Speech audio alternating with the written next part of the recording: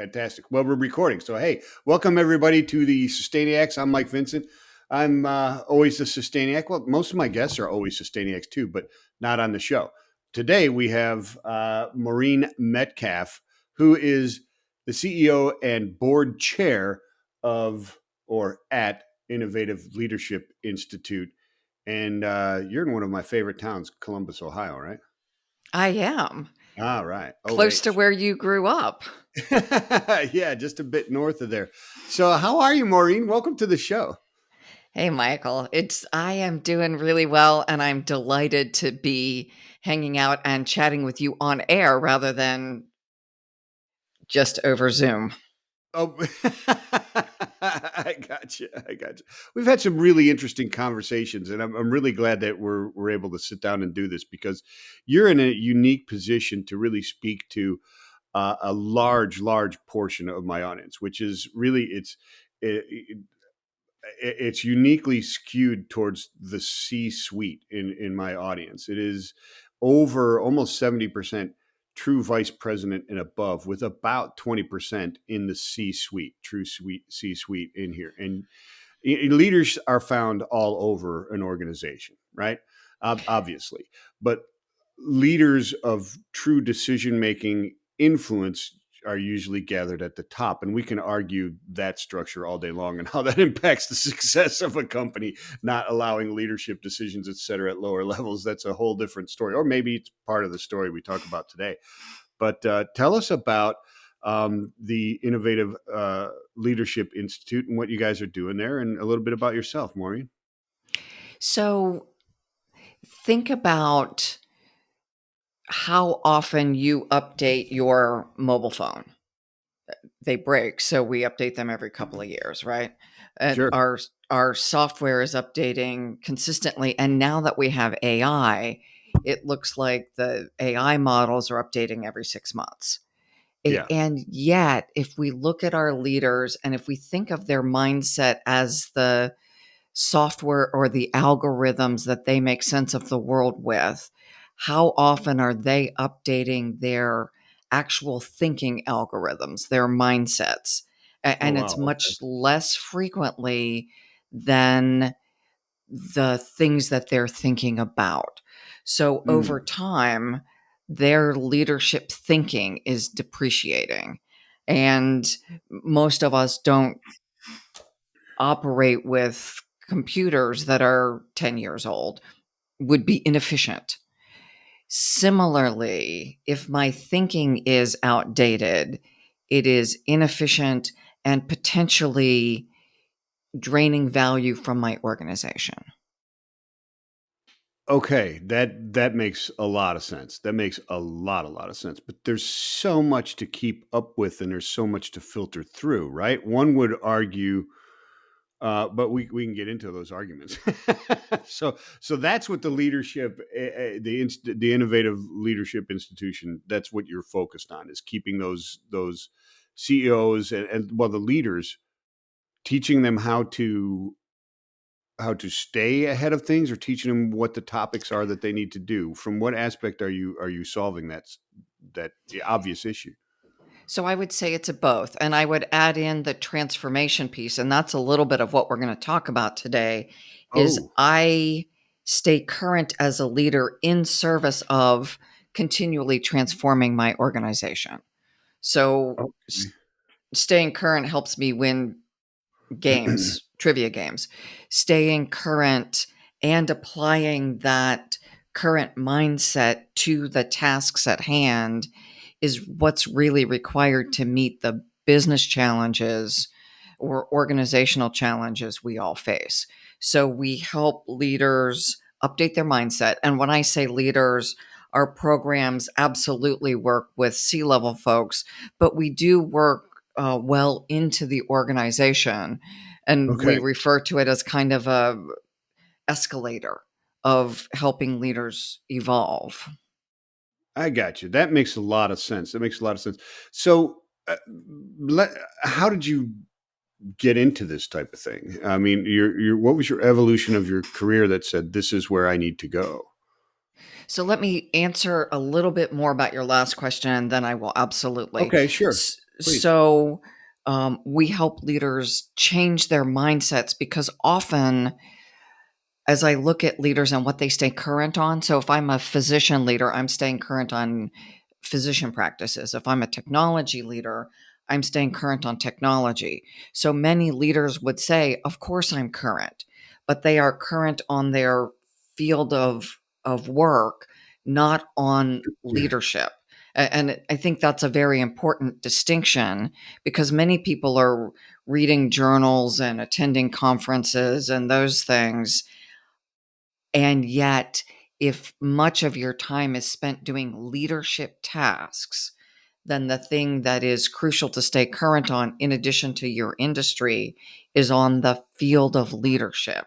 And I think that's a distinction important for any of your listeners to make is, am I staying current in my capacity to lead? So, and I get that. I understand that concept, and but there's, I mean, there's a lot to unpack there as well. So, I would love to be taking your courses. We could have a lot of really interesting discussions. So, how does it would seem to most, and probably this is part of the issue, is that once they've become a leader and they think they're effective at leadership, they've perfected leadership, and all they have to do is keep up with the technicalities and the changes within their industry, and therefore they're all good, right? Now, I can think of a number of, and probably not even close to all of the inputs that would change uh, the field of leadership in itself, regardless of the industry and if impacts that a leader has, from social and economic and environmental and all the other things, right? Because it's really not what's I mean, that which is impacting your direct core competency as a business, right? Is what you're talking about. That's what leaders are into all the time. I read plastic news. I read all about recycling. I read all about sustainability constantly. I'm constantly in it. But it's how those things are impacting the rest of my organization that I need to be worried about as well, right? That's what you're S- kind of getting s- at. So, futurist trends, so organizational impact and human impact. Yeah. So, as your organization grows and evolves, which it is, then you are thinking about externally, what are the economic systems? What's the ecosystem in which you're operating and how's that changing? And Mm-hmm. then internally, what is the ecosystem that you're creating and evolving?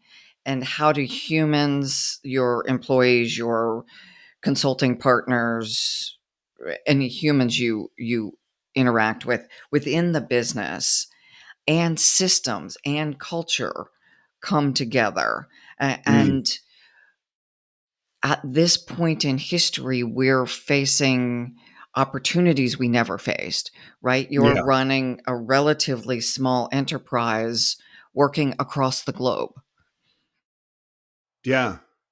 You're right. And outsourcing more, right? I mean, that leads into it as well.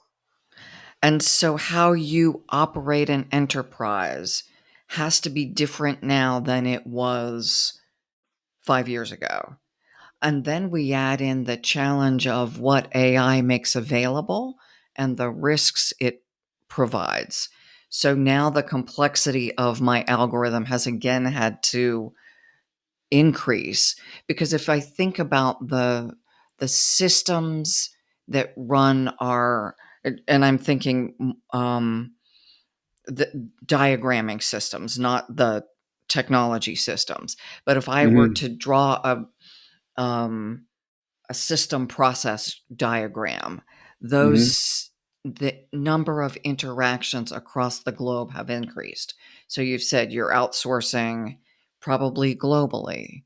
Yeah. You're you have a number of stakeholders that are different than you would have. And each of them is looking potentially for something slightly different. Now, they certainly, everyone wants to get paid on time. We've got all this, the traditional business expectations, but there's a level of complexity and uncertainty. So if we Yeah.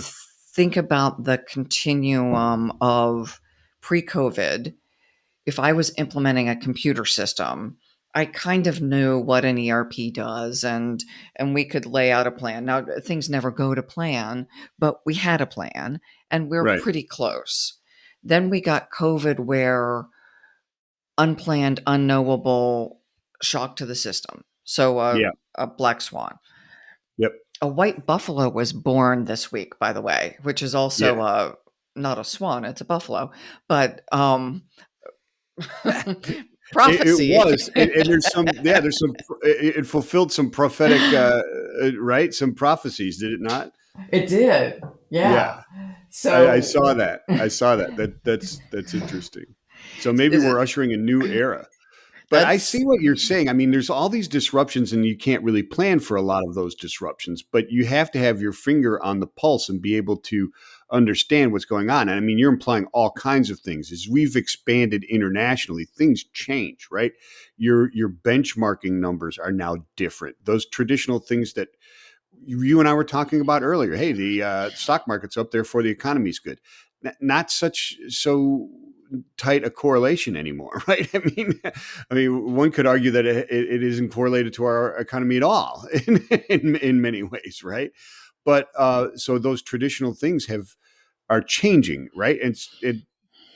So not only the topical, but you've got to understand where to look to and how to be sensitive to those changes. Almost a prognosticator, right? You can't predict a black swan, obviously, like COVID, and you can try and prepare for the known or imagined black swans that could occur, but nobody imagined that we would shut down the world and lock everybody inside for 2 years, right? So that sustainable leadership, preparing for those. Go ahead, please. You've got a deep thought, I can tell. so how I respond to these crises now changes. So Yeah, when had relative predictability, I ran my business a certain way. We did strategic planning. We, all the right. stuff that we've all done. We still need to do that, but I now make decisions differently because what I know, it's clear I know less than I thought I did. My time Mm, horizon, so I am delaying decisions as long as possible and making the shortest, smallest decision I can, gathering more information. So I talk about leaders now need to take on the mind of a scientist. So I have a mm, hypothesis and I'm continually doing small chunks and testing, mm. rather than longer. Now, certainly if I'm building a building or making capex investments, I still need to do long-term projections, but it's surprising how many things I can decouple and make smaller decisions, but also understand more comprehensively the system in which I'm operating and the impacts as they ripple through the system. Yeah, yeah, that's interesting. And you said a couple of key words in there that really jarred loose a couple thoughts in my mind. Because when you talk about what you're the topic you're talking about, how do you plan and how do you do this? There's a couple things that come to mind. One, how do you come over? How do you balance the he who hesitates is lost and haste makes waste, right? Because I mean, and that's I'm not making a joke. I mean, they're both you know sayings, cliches, whatever you want to call them, words of wisdom because they're true and they're diametrically opposed to each other. How do you balance that, especially in this, where you see that preparation is necessary for sustainability and preparation, and uh, uh, you know, you can analysis to paralysis. How do you do that in when and I because I totally get what you're saying in that scientific mind and making sure you're making the right steps, but how do you balance that with losing out on opportunities and waiting too long? So, what we talk about is the mindset required to thrive at this point in time. Right. And it's a level of maturity in thinking and emotional intelligence and behavior.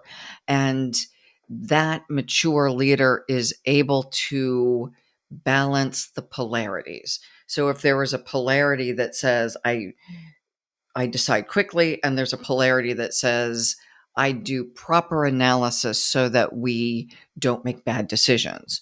Or we could say intuitive and analytical decision making. Mm. And understanding the situation and knowing myself and my capacities, knowing my team, and knowing which tool to use at which point in time. So we may have gone from very rough kind of tools down to very fine, nuanced tools. So think surgeons and laser surgery. That's as leaders, we are now needing to refine, understand our tools, which for us, you and I running companies, and for your audience, the tool we're using is us, right? Yeah. I'm the instrument that is delivering the decisions. And so I need to know and be meticulous about honing the instrument. And that's where the leadership development comes in, and Mm. which involves situational analysis. I need to be very strong at analyzing the context in which I'm operating, internal and external. And I need to know myself and my shortcomings. So, where am I less effective? And where do I, if you and I are on the same team, I would know that there are things you do better, there are things I do better. And rather than the old protecting and control, I need to be more open in inviting and collaborating. And yet, there's also a point in time that you just make a decision and go. Well, During yeah, you've got COVID, to, because yeah, I run into leaders who take the team concept a little too seriously, and nothing ever gets done, right? Because you're waiting for them. And I've run into very effective leaders who cultivate that and guide the team towards a decision, right? And then move go. But you're right. At some point, you got to say, nope, this is what we've got to do. We've got to get this done. So how so. It, what are the things that a leader needs to do to do these things? I mean, obviously you're teaching them, but staying on top of your game as far as the technology in your or the advancements within your field is part of the game and a big part. But um, keeping themselves abreast of the changing leadership role that they have, because it really is are you suggesting that they need to be aware of all the other technologies that are around them that could impact their industry or be used within leadership? Because part of that is like AI is a tool for leadership, right? It can be used as a tool, but absolutely. certainly impacts the way you have to run your organization, regardless of if you're employing it or not, right? Because you're up against it somewhere at some point. I mean, the industry I grew up in is logistics, right? 36 years in logistics, and it has changed so much. It went from knocking off the last corner of the square to make a wheel to to AI and data science in what seemed like a course of about 5 years. You know what I mean? Just boom, complete change and open collaboration. It seems like yesterday there was regulation. Now it's been 40 years since then, but it evolved quickly as a hockey stick. It didn't happen gradually. The evolution of technology and advancement in that particular industry. So how does one, or how do you assist them with that type of thing?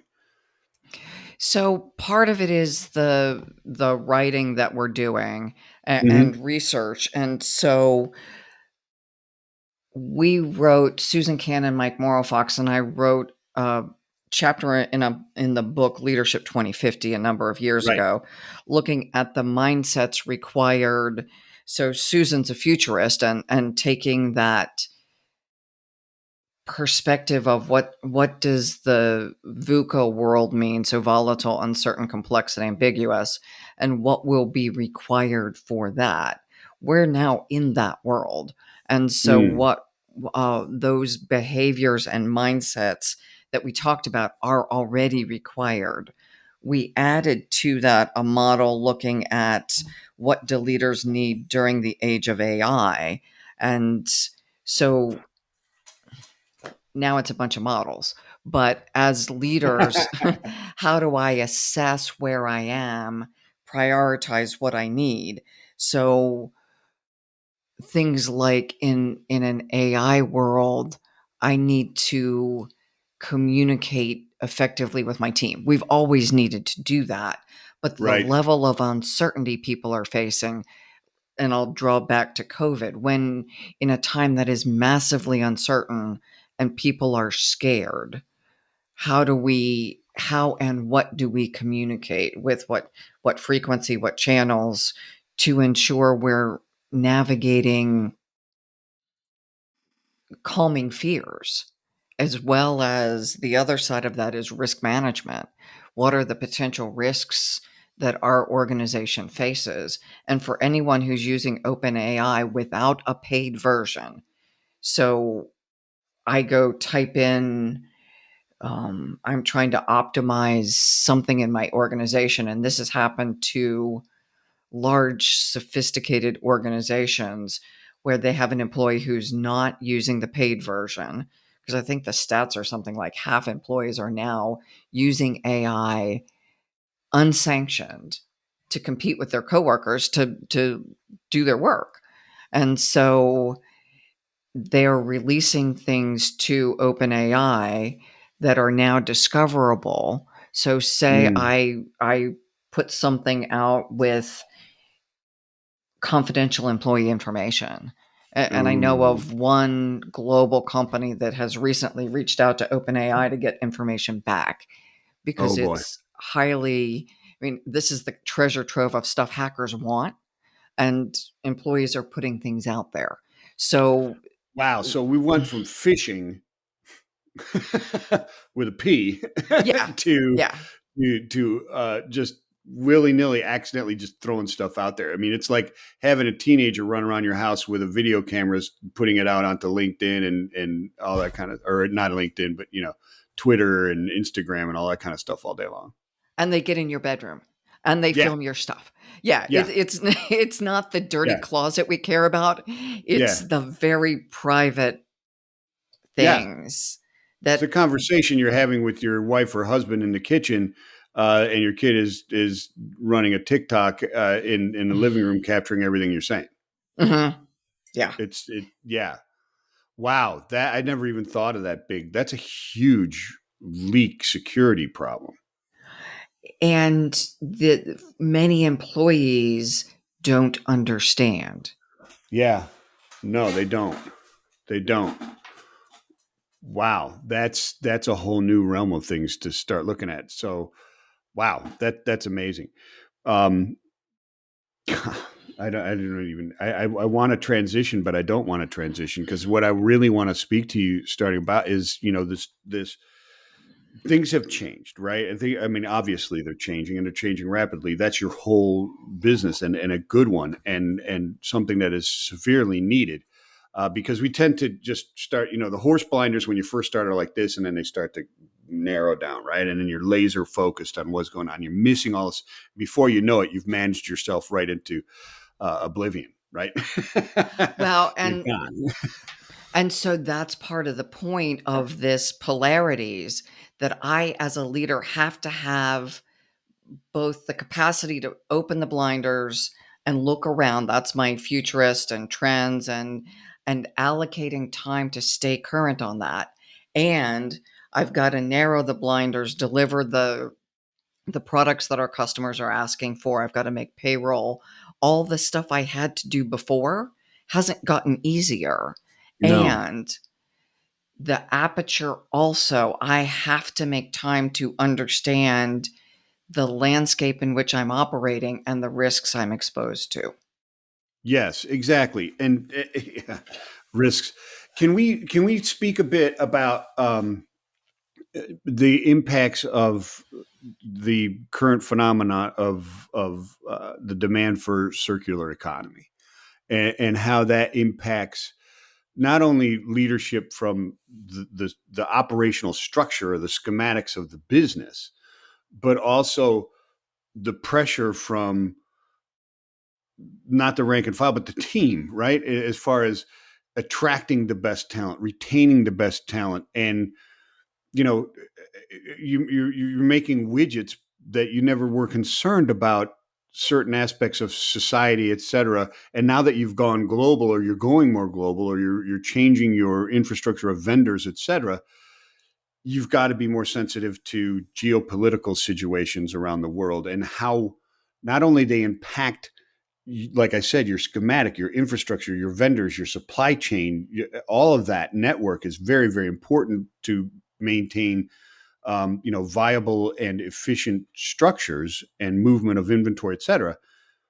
But also, there's political pressure from this portion of your employees or that portion of your employees that don't like the fact that we're doing business here or in this way or that way. There's, I mean, the complexities are massive now, and it just seems like 40 years ago, it wasn't any big deal. You just, we made widgets. All right, fantastic. Do I get weekends off? Perfect. Not the Yeah, same. and overtime. And now I care about your Israel policy. I care what you think about LGBTQ rights. I care Yeah, about the about abortion. And it, there are such a range of policies. One of my colleagues, and I like this stance, has said our company will not take a political stance.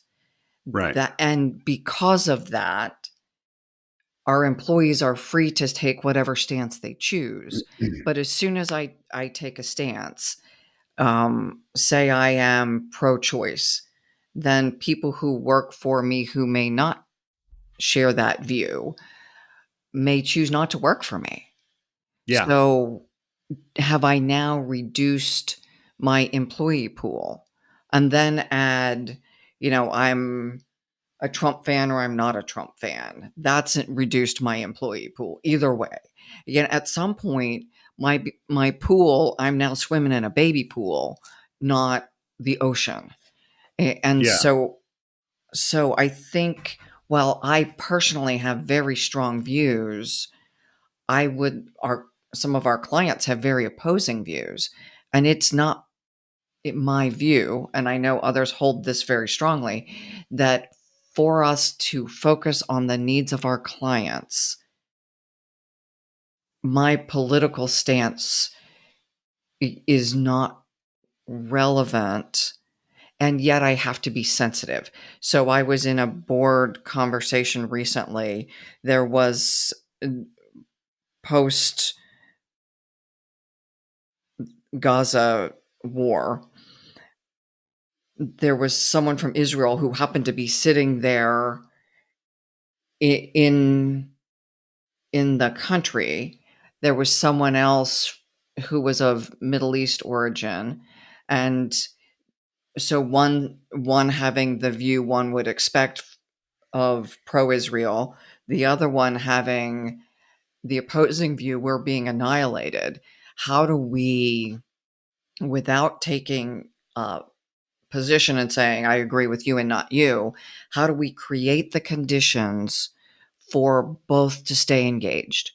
Because yeah, the conversation without a critical voice, while it is easier, it is far less effective. So there is something about creating conditions where opposing views can, and people holding those views can feel respected to have a voice, and and the rest of the organization, and in this case a board conversation, can hold that tension and conflict, because in global organizations we have to. you have to in many places. I mean, does that? I mean, it almost seems like you have to ignore your part of your being, your ethos, your morals, your strong rooted beliefs, your in order to for the business. I mean, do you have to give up some sort of to do that? I mean, it seems impossible, is what I'm trying to say. I don't ignore my morals, but I act as an individual citizen, not as a company. And each Gotcha. of my employees can act as an individual citizen. What I don't Mm. want particularly is to wear a logo shirt to a demonstration. I would really rather not have my face on the news bashing someone over the head with a sign, protest sign. I noticed you took that video down. No, I'm just kidding. Well, You were and the one in the back going, "Down with protest, down with protest." well, and so when the Black Lives Matter protests were happening here, I reached out to several of my Black friends and said, "How are you?" And these are executives. How are you dealing with this? Are you protesting? What are you doing? And the best feedback I got was use your podcast as a platform to be constructive, Yeah. to be informative, for people to be who are curious to learn, not to advocate, to share information so people can be more informed about the complexities of the situation they're protesting about. Yeah. So how do you? I mean, there's a lot of, and there's a lot there, because I mean, you can get in trouble just by stating the facts, right? Because people are so ingrained in their beliefs that they will ignore facts to somehow internally, consciously, subconsciously support what their preconceived notions, right? They'll just pretend, oh, that's fake. That didn't really actually happen. Or those, whatever it happens to be. But I don't want to get too deep into that type of stuff. But how it impacts leaders is very, very important. I'm really, I'm very active on LinkedIn and social media, et cetera. I'm a podcaster. You're a podcaster. We do this stuff. We're constantly in tune with what people are thinking and looking at. It appears to me, and it's happened over the years. There's a cycle that's called, the presidential elections. I don't know if you're aware. It happens about every 4 years, give or take. And Mhm. but it seems to me that leaders that are out there, people get more and more bold on their statements in social media, and these are people that are, they're leaders, or they're sales leaders. They may not be CEO, but they're certainly people who have a large following and a large group of, book of business, and they're making statements out there about certain things that are very, very important, but they're on a business medium doing it, right? How do you coach people around that? Because people are very, very passionate. And like I said, some people, they're not going to remove themselves and say, look, this is my business life. This is my social and world citizen life, right? And I get where people are saying, let's use the election on both sides, saying this is the most important election in our history. We can't let one old guy or the other old guy win. In this case, Yeah, I um, mean, I was watching the news, and they're really like, "Hey, this is really what's come down." The numbers show that everybody's just thinking, "Well, you know what? How about none of the above?" Remember Brewster's Millions? I don't know if you remember that movie, but he ran for mayor of Baltimore or something under nobody above, no one, none of the above. He was the none of the above. Anyways, and so I understand that people deeply, passionately hold that view, yeah, and the tension that we're managing is if I have people on my team who deeply, equally deeply and passionately hold an opposing view, am I trying to create an organizational environment where both can exist and people can focus on their jobs? And so yeah, I had a team member who was diametrically opposed to me politically.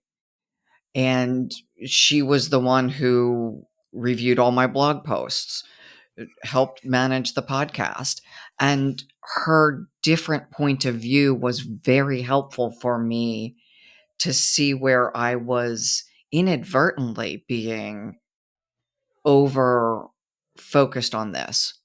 Because oh, I okay, don't yeah, intend to offend people. And yet I live in my own world with my own language, and and she was brilliant at helping manage what we released as a company to be as neutral as possible. Oh, now that's see if you can cultivate that type of thing, that is tremendous. But that requires both sides to step away from their side and say, "Wait a minute, we don't have to be so diametrically opposed. We can actually collaborate on something that's good in the middle." And creating fostering that environment as a leader doesn't seem like it seems very difficult to do because you're relying on the intelligence of and I mean that 100%, the word intelligence of the two people, because I believe it's the less intelligent that just stay on their side and say, no, I'm not even listening to your side because I believe this, period, the end.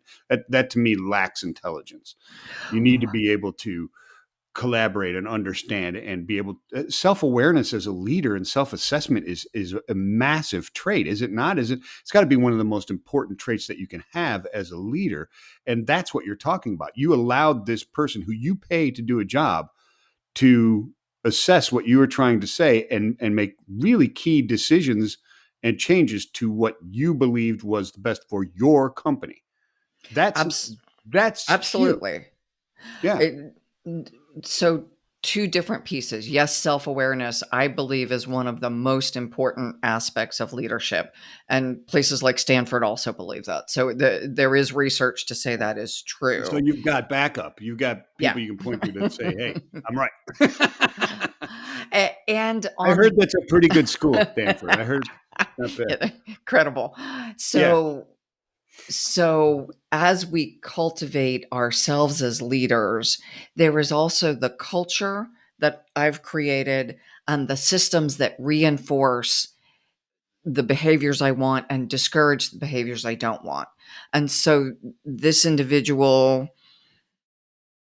who did go on to a job very different than what she was doing with us, Mhm. one, her deeply held beliefs caused her to choose to evaluate what I was doing. And I saw great value in that. Not that we didn't Mhm. have some fairly tricky conversations, but that's the bit about collaboration, that whether it's on this topic of political statements and how we go to market, or whether it's on how we navigate the circular economy, I'm going to be working with people who have scientists are looking at a different side of the equation and how to optimize a process, different points of view that we have to have as leaders, the ability to again create the conditions for different perspectives. And then I have to come to it with creativity and with grace. Yeah, and that's a very impactful use of the word grace. It really is. The last time I heard it so impactfully used was during a discussion about blockchain and the notion of digital passports, and being able to know a driver specifically is driving history for logistics and insurance and stuff like that. And um, one of the panel members said very little during this hour-long discussion, but the one thing he did say that gave pause to the entire room of 500 plus people was he said, "But what about grace?"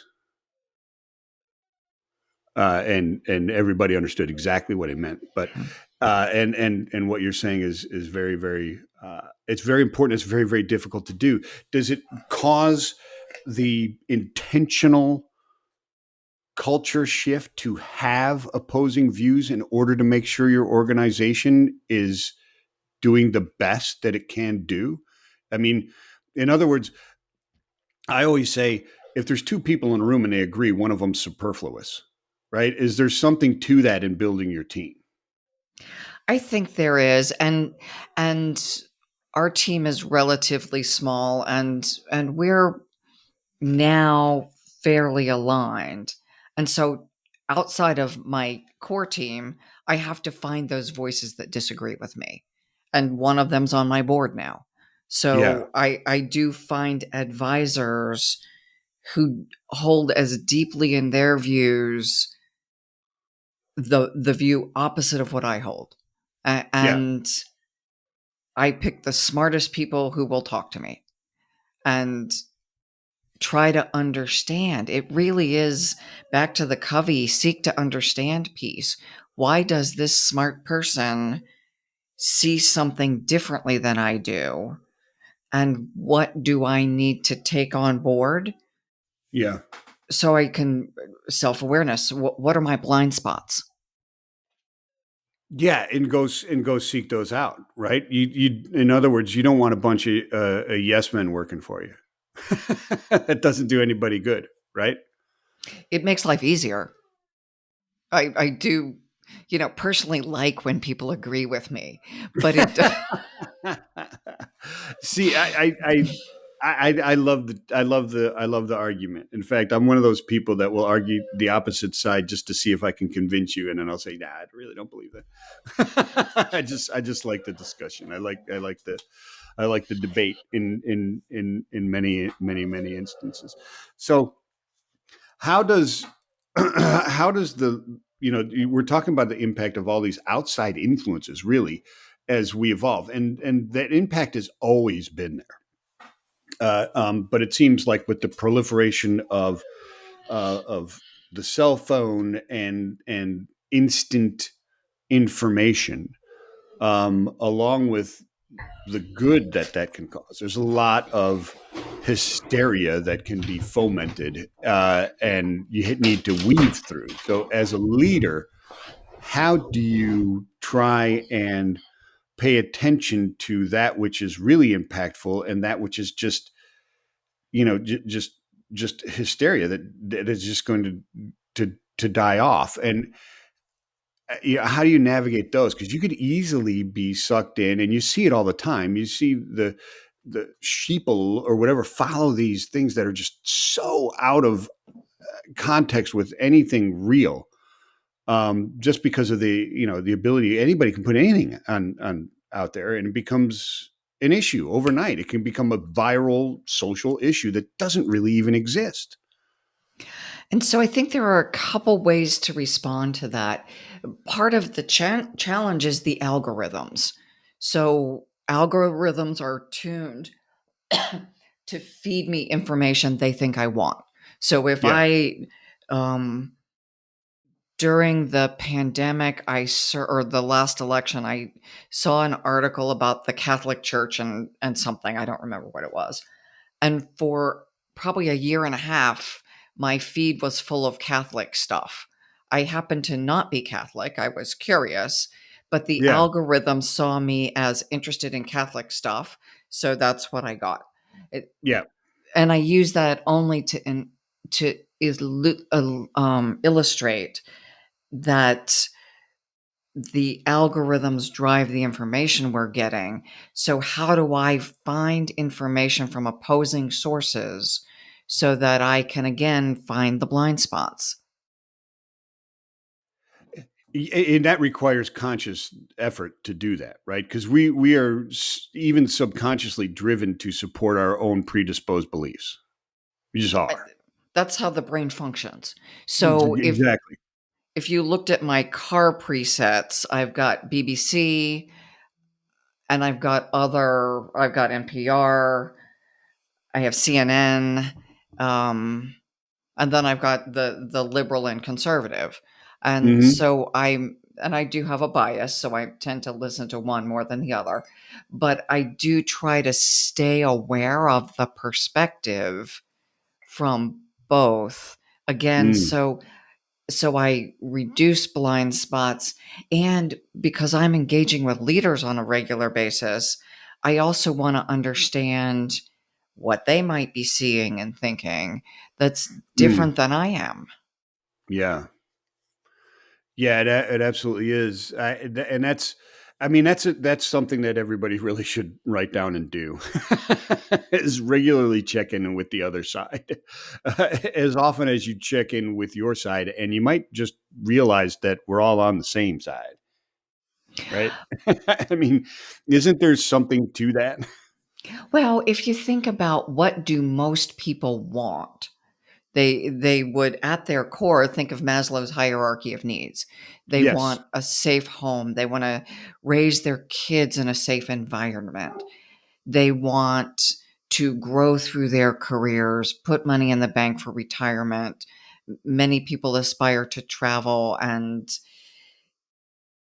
the kind of the dream that we grew up with depending on where you are socioeconomically, that will look a little bit different. sure. But if that's what most people want, the unfortunate thing, and also fortunate, our entire political system was built on checks and balances. And when one side of the polarity gets too much power, often there's an upside and a downside. The thing I would say is unfortunate is we slingshot to the other side, Yeah, upside and absolutely. downside. And Yep. so if we were to narrow that control limit, to use statistical process control, take off the extremes, most people, and consequently reduce the significant downsides on both sides, then the variability would go down, and we would have a more efficient and effective system.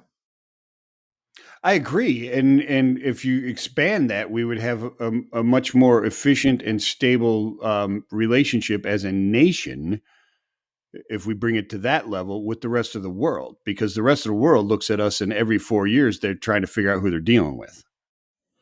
And at this point, will we stay the course on policies, on funding? And it That's what I'm isn't. saying. Yeah, everything changes in 4 years. Who knows what's going to happen?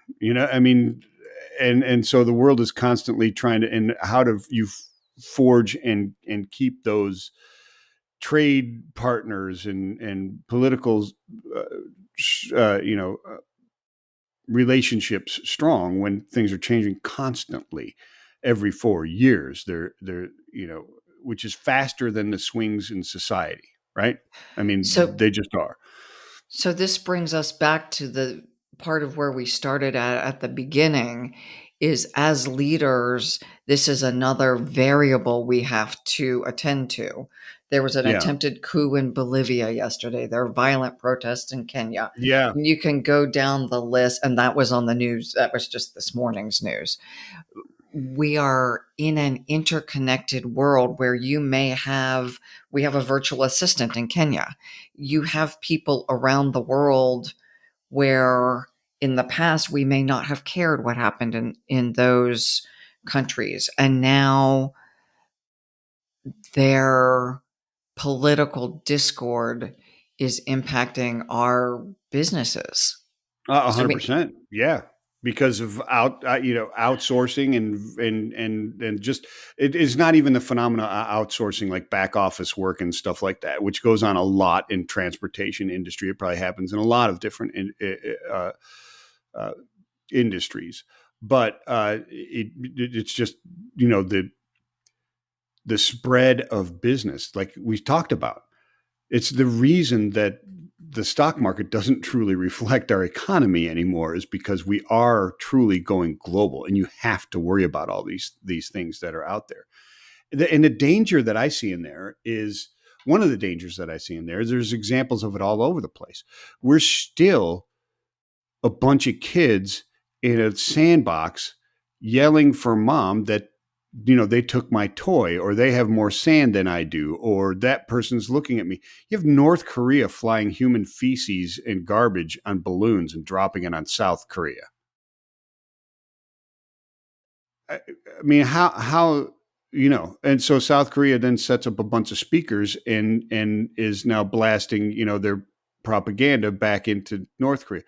Uh, have I mean, can we really navigate all this stuff when we're doing this kind of thing as a world? I think of a phrase one of my clients used yesterday, that I think is helpful, is in many cases we just have to work through the noise. Yeah, So how do I balance staying current with trends? And I listen to trend experts. I don't, well, I do Yeah. also do my own trends. But I I I spend quiet time every day meditating. I'm a yoga fanatic. And I do that because I can get so drawn into the external events in the world Yeah. that I am my nervous system is on edge all the time. So I need to have a mechanism as a person in a human body. The the physiology needs to have still and away from the chaos.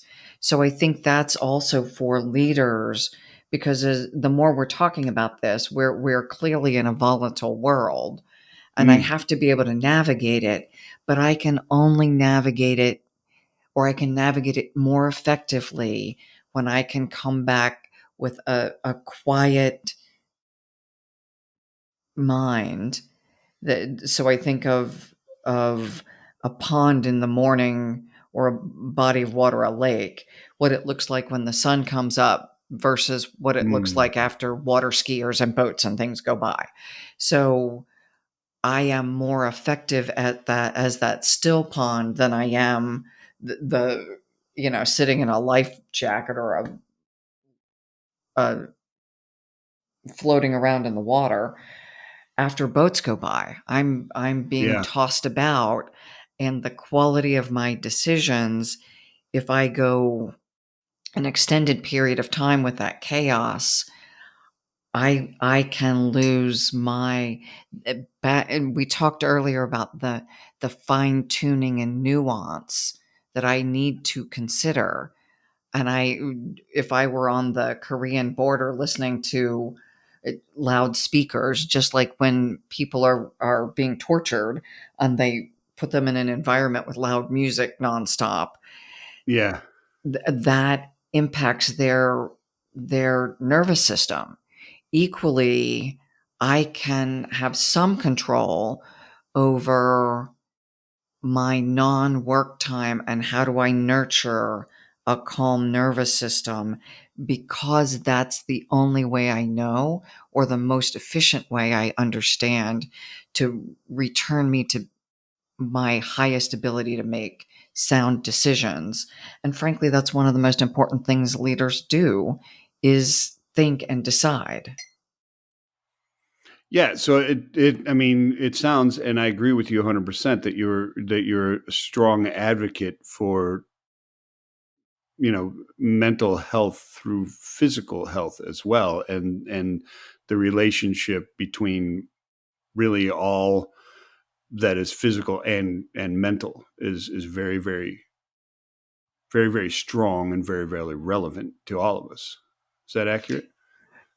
Absolutely, because if we think about the the impact our brain has on our nervous system and our nervous system has on our body, which then cycles back to the brain. And so if Mm. I am hungry, exhausted, overwhelmed, I am going to make less effective decisions. Mm. If I'm in fight and flight mode and I think of driving to a client's meeting, I was guilty of looking at my phone during a traffic stop.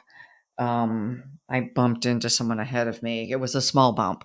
I wasn't going 70 miles an hour. I was like 1 mile an hour, but it still impacted my car. Fortunately, his not impacted.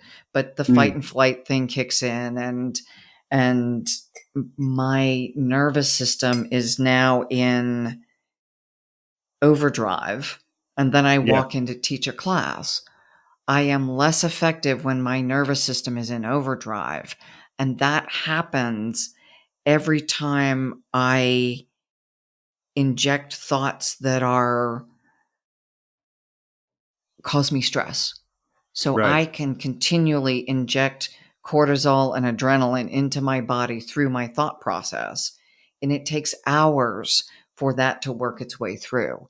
So managing my thinking, so the mindfulness piece is Mm. one of the levers that most of us have the greatest amount of control over. I may not be able But to don't control, practice. but no, it's Right. It's there for everybody to pull, but nobody you don't meet a ton of people who pull that lever.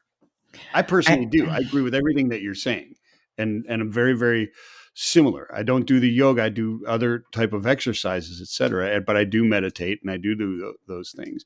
And I liken it. You liken it to smoothing out a lake, which is very interesting to me. I liken it to my desk is just full of files and they're all over the place, and I'm typing, and then I put everything right back into everything's nice and organized again, and now I know where everything is, and I'm all good and calm and ready to rock and roll again. Right. well, and the other analogy I would use for people who exercise, after you don't exercise for a few days, you get a little twitchy. Yes, you do. Are you doing the same thing for your brain that Mm. you're doing for your body? And that's Yeah. building the capacity to focus. Yeah. Mindfulness and meditation give us the capacity to increase our focus. So, again, when I need to, I can marshal my mental power to work through issues and come to the best possible decisions. That Right. only happens through practice. It only happens through practice, but it gives you that ability to instantly, when you're in a meeting, to be able to take an opposing view and process it in an efficient and logical manner rather than responding emotionally. And like you said, it's like you're getting hit by a wave and now you're trying to keep yourself afloat instead of riding that wave and saying, okay, wait a minute, where is this going to go? Oh, this is actually a better place. Right. And maybe parts of that are better. Right. I mean, that's the mindfulness practice gives you that. Absolutely agreed. And as I'm listening to someone with an opposing point of view, there's the initial, what an idiot. That's not, that can't be true. I have to suspend that reaction, right? And say, okay, what am I missing? Which takes energy. It takes a lot of energy to look inside and say, I'm going to suspend something I hold deeply to engage in a conversation that makes me anxious, makes me physically anxious to hear that you have a point of view so opposed to mine that I would prefer to leave the room. And Right. instead, I have to listen and inquire. So we talked about self-awareness and self-assessment and mindfulness, et cetera, and the ability to utilize that. At the core of that, and maybe I'm off, but and I'm just having a discussion, but at the core of that, isn't it humility? So, actually, of our seven mindsets, the first one is professional humility. Okay. And, Because if you don't and have that foundation, you can't hit the other ones. You can't get anywhere. So I'll use Dr. Fauci as an example. And I know that's a politically charged figure, but for illustration purposes, and we Yeah. combine humility with doing what's right above the image. Yeah. This is a person who stood up in front of the country during a crisis and said, this is the best information I have today. And then had the humility to say, okay, we've gotten additional information. We're changing our guidance. Every other day that happened as the science unfolded. Yeah. And in opposition to a president who was being unkind at best. So whether or not you like him or like how he handled it, he stood up on national TV or international TV, gave guidance, and that's that bit of you give the smallest amount of information at the latest amount of time. So we're giving guidance and realizing we don't have enough information. But doing Yeah. nothing isn't an option. So we're going to do something. And then when we get more data next week, we're going to report out what we've learned and revise our guidance. And then again next week, and then again next week. And then post mortem, and in some cases, actually autopsying bodies, but from an organizational perspective, after a thing happens, Yeah. doing a after action report, that's a better word. After action, I then evaluate the impact of shutdown. Catastrophic for kids, but they're alive. So what did we learn? How would we do it differently next time? Those that is the probably the biggest situation we've faced, where we look at leaders having to go back to these kind of North Star behaviors of Yeah. humility, unwavering commitment to right action. Couple that with 360-degree thinking, having a systemic view of not just my organization, but the interconnected organizations and the entire country in this case, and globally.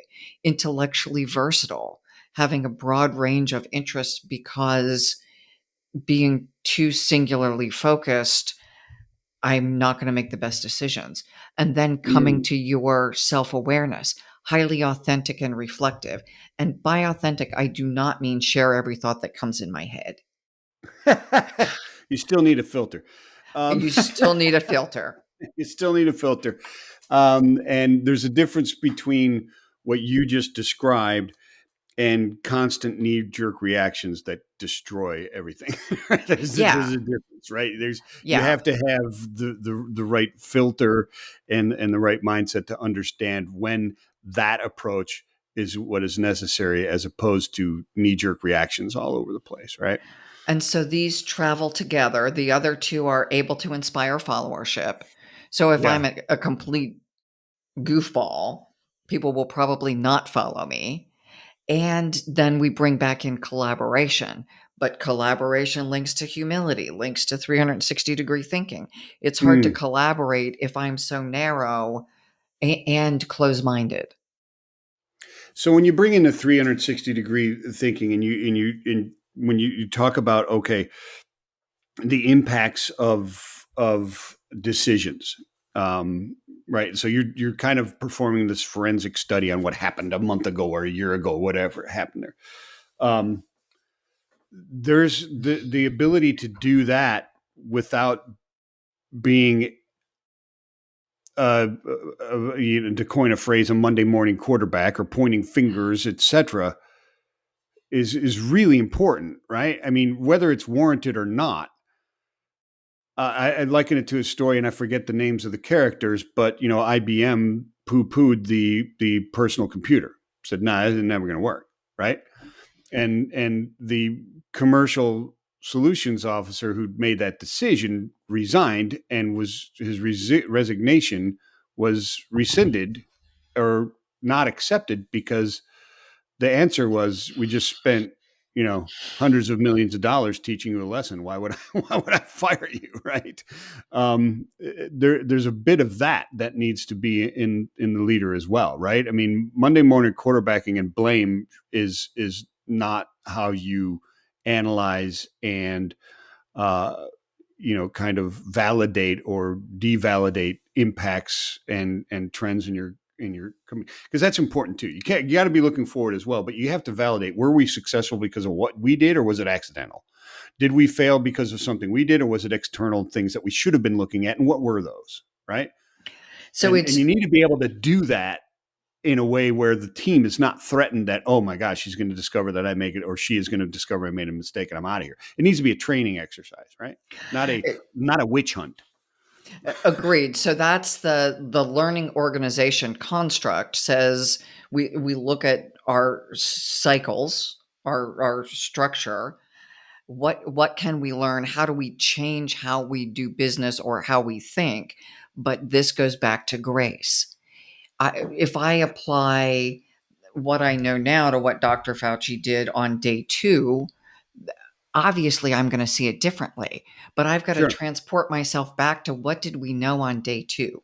People were dying. We didn't know at what rate. We didn't know what caused it. We didn't Mm. know, to some degree, how it was spreading, Yeah. masks, no mask, all those questions.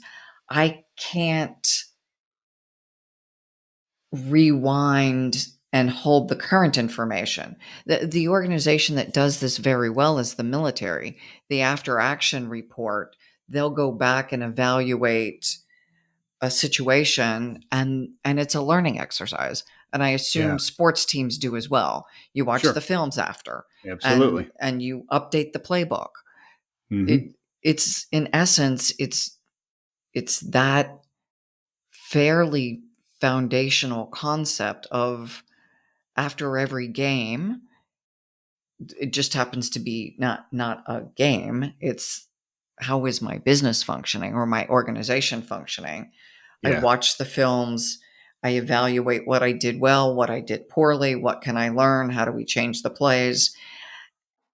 And that sense of grace with others and grace with self, because it's embarrassing to see my mistakes. Sure it is. And it's even more difficult to admit them. Right? To my teammates, Yeah, and exactly. apologize for letting them down. Yeah, it's very, very difficult, but that is leadership. And Michael, that comes back to humility Yep, absolutely, it does. Yep, the and foundation. courage. Mm, Doing what's right takes courage. yeah, yeah, it really does. You're 100%, 100%, 100%. So, we've taken up a lot of your very valuable time, and this information has been fantastic. This is like a PhD course, is what I liken it to, and it was very. Thank you so much for this, and I'd love to have you on again. Hey, we've taken up an hour and 6 minutes, and it's worth a lot of money per minute to listen to you talk. Great advice, and I'd liken this to a PhD course. There's been a lot of great information. I appreciate that. So I'll leave the last kind of thoughts to everybody out there that you want to import, and who and how do they reach out to you?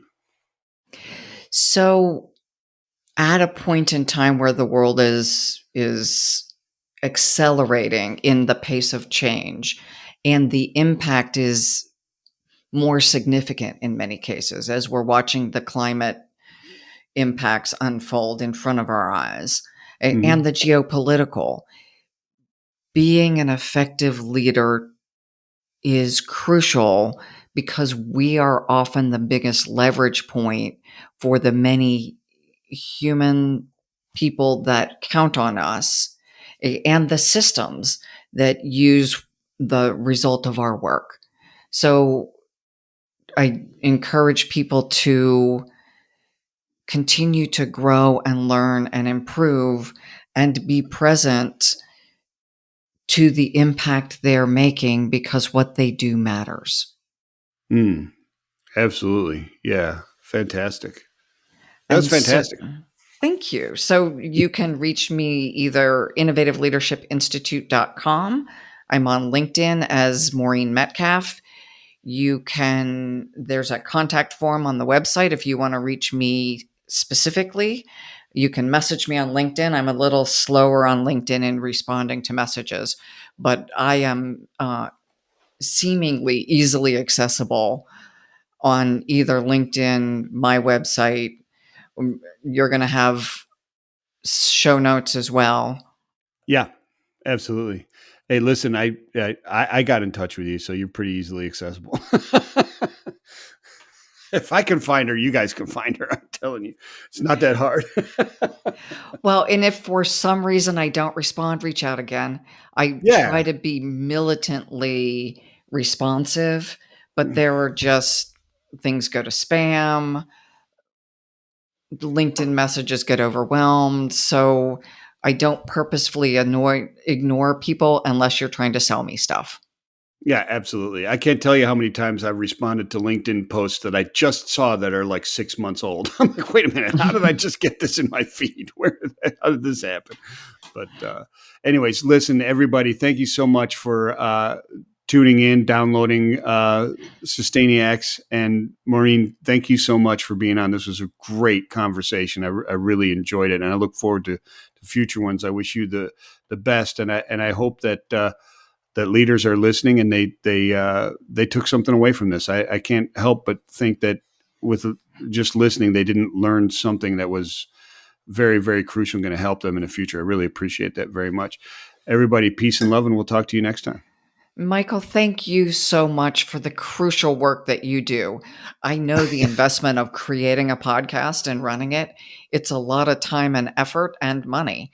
And what you're doing is absolutely essential. Thank you. Well, I appreciate that. Thank you very much, Maureen. That gives me motivation to do this one more time. So there'll be another episode. Thank you very much. Hey, everybody, peace and love. Thank you so much.